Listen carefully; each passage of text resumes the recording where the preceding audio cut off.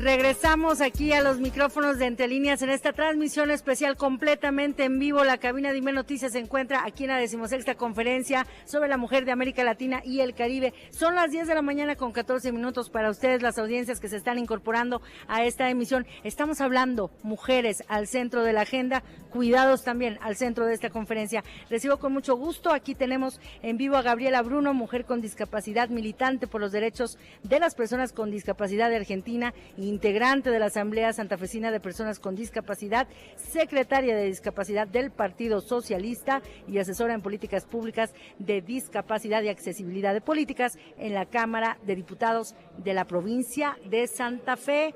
Bienvenida, Gabriela. Ay, muchísimas gracias. Un gusto tenerte aquí en esta mesa. Un gusto inmenso para mí tener el espacio y la posibilidad de dialogar con ustedes. Hay mucho que decir desde Argentina, Gabriela. Mucho triste para decir. Sobre todo porque estamos hablando aquí en esta conferencia, se habla de los derechos de las mujeres, de cómo avanzar hacia una ruta de los cuidados, pero en Argentina, ¿cómo es luchar por los derechos de las mujeres cuando vienen toda esta agenda de avances progresistas y de repente el proyecto Motosierra de Javier Milei?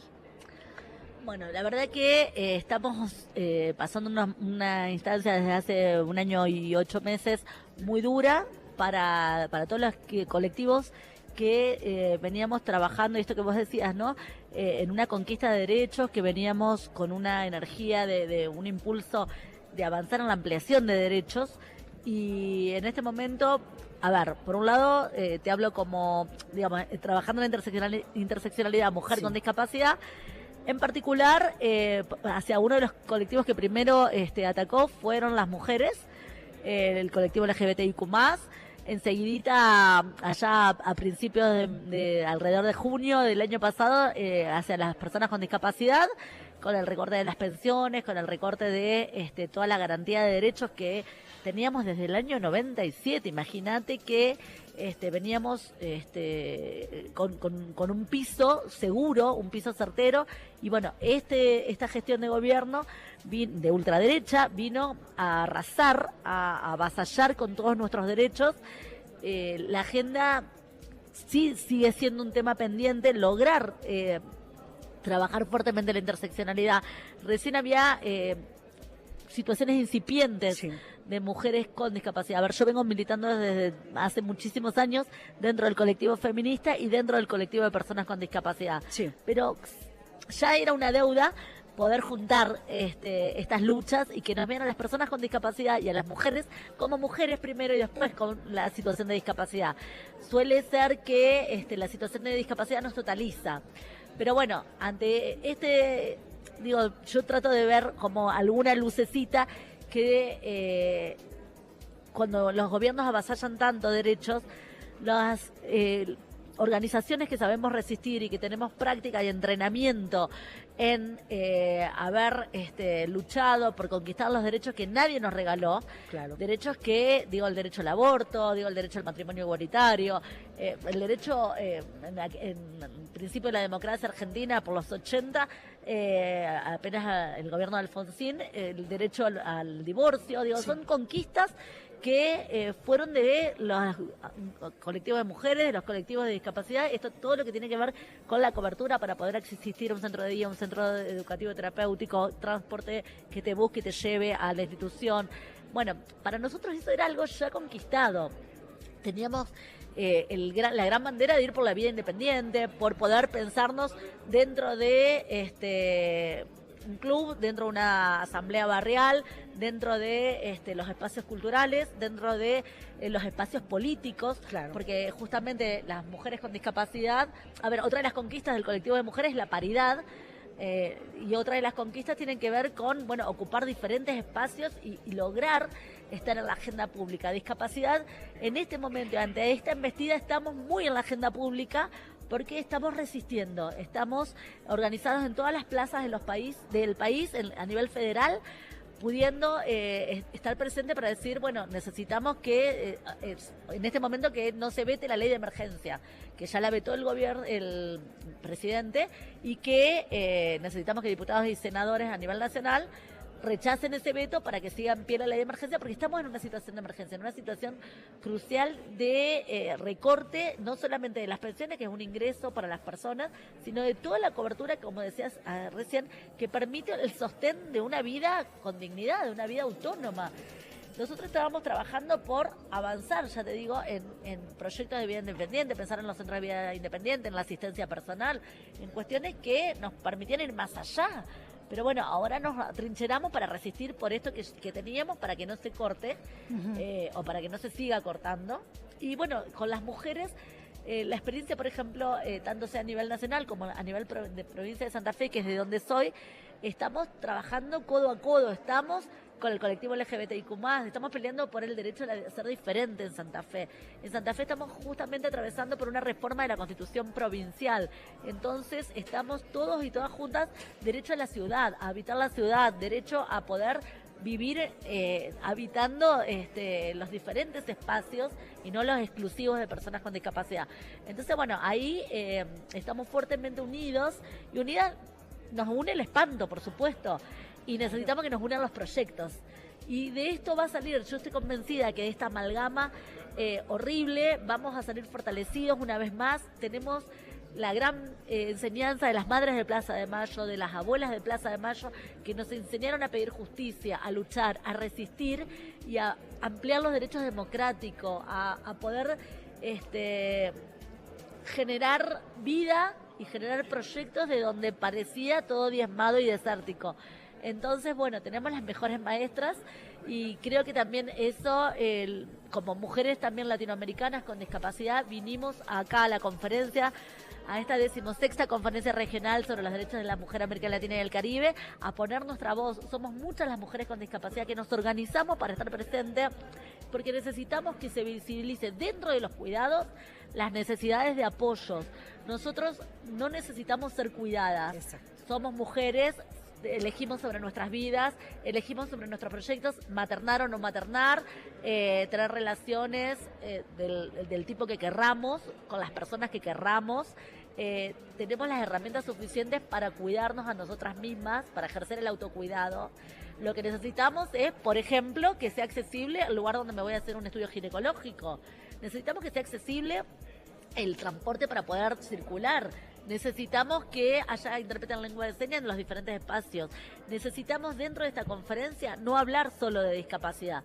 Nos interesan otros temas, nos interesa el ambiente, nos interesa el colectivo LGBT, nos interesa poder hablar sobre la vivienda, porque necesitamos sí viviendas adecuadas, porque digamos, para poder ejercer la autonomía, bueno, necesitamos un andamiaje que se llaman apoyos de acuerdo a la Convención sobre los Derechos de las Personas con Discapacidad del año 2006. Entonces, digo, la letra de la ley, el marco normativo lo tenemos. Claro. Necesitamos, y también que dentro del colectivo de mujeres nos visibilicen como pares, nos visibilicen como iguales, con las particularidades que tenemos para poder estar. Pero bueno, contra viento y marea vinimos y estamos peleando para que nuestra voz esté presente dentro de tanto el documento final como en cada una de las instancias. De todas maneras, para nosotros nos atraviesa mucho porque en esto del derecho al cuidado siempre se habla como sujetas a ser cuidado, bueno, las personas mayores, niños y niñas y personas con discapacidad. Y no es así. Ni las personas mayores, porque vos le decís a mi mamá de 83 años que la vas a cuidar y te saca volando. Y le decís a un niño o niña, depende de la edad, también tiene un montón de autonomía. Tenemos los derechos de niños, niñas y adolescentes, la convención que también habla de una autonomía progresiva. Entonces, las personas con discapacidad también decimos, epa, una cosa es que yo necesite apoyo para ir al baño, o que necesite usar una silla de ruedas para desplazarme, o que necesite que alguien me acompañe en determinadas actividades, pero mi voluntad no está suplida y no voy a dejar que esté suplida. Digo, la defendemos con uñas y dientes. Claro. Entonces, bueno, eso necesitamos que dentro del colectivo de mujeres y del colectivo LGBTIQ+, nos vean realmente como iguales en términos de ser sujetas de la feminidad, sujetas del deseo, sujetas del placer. Muchas veces, cuando se habla de las situaciones de abuso, pareciera que las personas con discapacidad, cuando se habla de sexualidad y discapacidad, sí, pareciera que las personas con discapacidad, que por supuesto hay que prestar atención y hay que trabajar fuerte sobre eso, solamente tenemos sexo a través de un abuso. No, tenemos sexo por deseo, porque nos gusta, porque elegimos, porque... Entonces, eso también poder visibilizarlo y necesitamos estar dentro de y en relación a violencia, estar dentro de las estadísticas de violencia, hacer el apartado para poder identificar qué es lo que nos pasa. Pero hablando, tengo se me viene a la cabeza una conversación que cuando uno ve las estadísticas en general de mujeres víctimas de violencia, no sos violentada porque estás en una silla de ruedas y no puedes salir corriendo. Muchas de las mujeres víctimas de violencia, o la mayoría, no son personas, no son mujeres con discapacidad. Digo, entonces hay que trabajar otras cuestiones inherentes a lo que pasa con el patriarcado. Lo que pasa, lo que nos pasa como víctimas de de dobles violencias, de dobles o triples discriminaciones. Sobre eso sí hay que trabajar, pero poniéndonos como parte de qué necesitamos para una mujer sorda. Va a hacer una denuncia, encuentra intérprete en lengua de señas. Yo voy a hacer una denuncia de violencia. ¿Es accesible el lugar para poder hacerlo? Una mujer ciega encuentra los materiales disponibles en formatos accesibles para poder leerlo, para poder saber de qué se trata esa prevención o esa información. Bueno, tenemos mucho para seguir trabajando y es necesario visibilizar. Y bueno, y queremos verlo en esta vida y no en otra. Así que estamos convencidas y fuertes para seguir dando batalla. Que no tengan que pasar otros 50 años, Gabriela. Exactamente. Estamos hablando justo con Gabriela Bruno, quien nos está acompañando desde Argentina. Ya lo estábamos describiendo, mujer con discapacidad, militante por los derechos de las personas con discapacidad en Argentina, pero yo diría en América Latina. Y justo acabas de mencionar dos conceptos clave: resistencia e inclusión. Y te preguntaría, ya que hoy es el día en que se va a lanzar este consenso de Tlatelolco, ¿cómo garantizar que realmente esta sociedad de cuidado que se está buscando con esta hoja de ruta, que realmente se incluya a todas, todos, todes? Bueno, justamente estuvimos toda esta semana tratando de incidir en el documento para que nuestra voz sea tenida en cuenta, y una de las cuestiones claves dentro de las políticas de apoyo, insisto, y que trabajamos es en que se visibilicen estos apoyos que necesitamos, y es, para ejercer la maternidad, para ejercer cualquier práctica de cuidados, es necesario contar con apoyos. Y en general, un concepto que trabajamos es la interdependencia, porque ninguna persona no necesita apoyos o no necesita cuidado. Nosotros no es que estamos en contra de ser cuidadas cuando lo requerimos, pero sí lo que necesitamos es estos apoyos para ejercer nuestra autonomía, que insisto, puede ser el transporte, puede ser una persona, puede ser animal de asistencia, puede ser contar con toda una ciudad que tenga senderos accesibles para poder desplazarnos. Esto que decía, tener los formatos lo más accesible posible para que mujeres ciegas o mujeres sordas puedan saber, o mujeres con discapacidad intelectual, que no sea suplida su autonomía. El artículo 12 de la Convención sobre los Derechos de las Personas con Discapacidad habla claramente de la capacidad jurídica, que es una gran conquista, que tiene que ver con que ante todo se nos reconozca con nuestra capacidad jurídica. No necesitamos que otra persona hable por nosotros o nosotras, que crea saber qué necesitamos y de qué manera. Uh-huh. Nosotros tenemos las herramientas para hacernos entender. El tema es que también estén los formatos accesibles para que esta comunicación ocurra, porque si no, claro, quedamos como que no podemos, y el concepto claro de discapacidad tiene que ver con la cuestión de deficiencia en relación a los entornos. Si los entornos no son accesibles, es donde ocurre la discapacidad. Entonces, nosotros necesitamos que los entornos se accesibilicen. Ese es el modelo social, que no haya prácticas capacitistas. Y trajiste un concepto que es el de inclusión, que yo en lo personal y con algunos compañeros de lucha de Argentina lo venimos trabajando mucho, que es: basta de hablar de inclusión, no queremos más prácticas excluyentes, no queremos más exclusión, porque, hace unos 20 años venimos hablando de inclusión y la verdad que no se ve en los hechos. Entonces lo que decimos es algo un poquito más allá: no seamos excluyentes, no generemos cosas que sean excluyentes. Y acá nos costó mucho en la conferencia ¿qué pasó? Poder desplazar. a ver, los formatos accesibles que ayer hablábamos, los escenarios con rampa o los escenarios con intérprete en lengua de señas, etcétera, era solo para las temáticas de discapacidad. Después, si una sorda quería ir a escuchar otro tema, no tenía intérprete en lengua de señas. O si yo tenía que ir a otro lugar, no todos eran accesibles para la silla de rueda. Y así, numeraciones. Entonces, digo, seguimos pensando como en el lugar exclusivo de discapacidad. E insisto, queremos estar en todos los lugares y sobre todo en la agenda política y la agenda pública. Sobre todo cuando era una conferencia de este nivel, ¿no? O sea, se toparon con esto entonces, Gabriela. Exacto, sí. Las prácticas capacitistas existen.